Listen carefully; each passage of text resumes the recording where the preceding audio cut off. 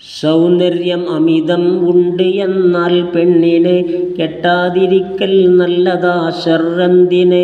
വെള്ളം തെളിഞ്ഞത് എന്നു കണ്ടാൽ പിന്നെ കുളിക്കുന്നതിനധികം ജനം വരും പൊന്നേ.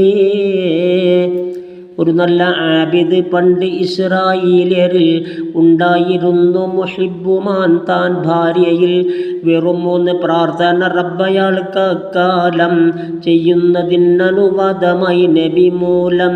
ഇത് കേട്ട് ഭാര്യ പറഞ്ഞു, എന്നാൽ ഒന്നതിൽ തരണം എനിക്കും ബാക്കി നിങ്ങളുടെ ഇഷ്ടമിൽ. ചോദിച്ചയാൾ അവളോട്, എന്താ വേണ്ടത്? പ്രാർത്ഥിച്ചിടാം നിനക്കിന്ന് ഇഷ്ടപ്പെട്ടത്. ഇന്നുള്ള സ്ത്രീകളിൽ ഏറ്റവും സൗന്ദര്യവും എനിക്കുള്ളതായി വരണം, അതാണെൻ്റെ ഇഷ്ടവും. പ്രാർത്ഥിച്ചയാളപ്പോൾ ഇലാഹോടന്ന് സൗന്ദര്യം അവളിൽ വന്നതാ പൊതിയുന്ന്. വിളക്കിൻ്റെ ആവശ്യം അയാൾക്കവിടില്ല, റൂമൊക്കെയും ലങ്കുന്നിരുട്ടേയില്ല. പുറത്തേക്കിറങ്ങാൻ ആഗ്രഹം അവൾക്കുള്ളതായി. തുടക്കം കുറിച്ചപ്പോൾ അയാൾ തടയുന്നതായി. അപ്പോൾ അവൾ പറയുന്നയാളോടന്ന്, അനുയോജ്യനെ താനല്ല എൻ്റെ അഴകിന്. വീട്ടിൻ്റെ ഉള്ളിൽ ഈ ജമാൽ ഒതുക്കുന്നത് പാഴാക്കലാണെന്നാണ് അവൾ കന്നുള്ളത്. ചുരുക്കി പറഞ്ഞാൽ കണ്ട് പലരും അവളെയും സംസാരമായി പിന്നീട് നാടൊട്ടാകെയും. ഒരു പരമസുന്ദരി അത്ഭുതം തോന്നുന്നത് ഉണ്ടെന്ന് രാജാവ് അപ്പോഴാണ് അറിയുന്നത്. ക്ഷണം അവളെ ബലമായി ഹാജരാക്കണമെന്ന് പോലീസിനാജ്ഞ കൊടുത്തുടൻ കുതിക്കുന്ന്.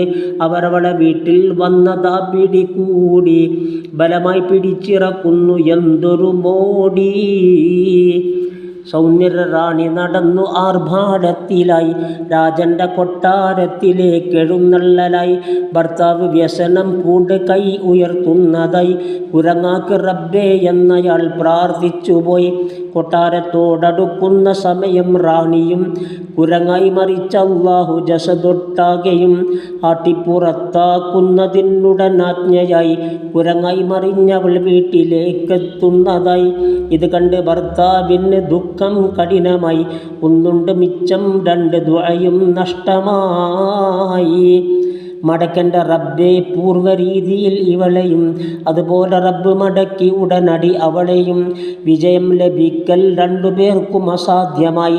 പ്രാർത്ഥന ലഭിച്ചത് മുഴുവനും നഷ്ടത്തിലായി. റബ്ബിൻ്റെ തൗഫീഖില്ല എന്നാൽ ഏതിനും ലഭിക്കുന്നതും ലഭിക്കാത്ത ഫലമാണേവനും. റൂഹുൽ ബയാൻ നീ നോക്കി ഒന്നിൽ ഉണ്ടിത് 355 പറയുന്നത്.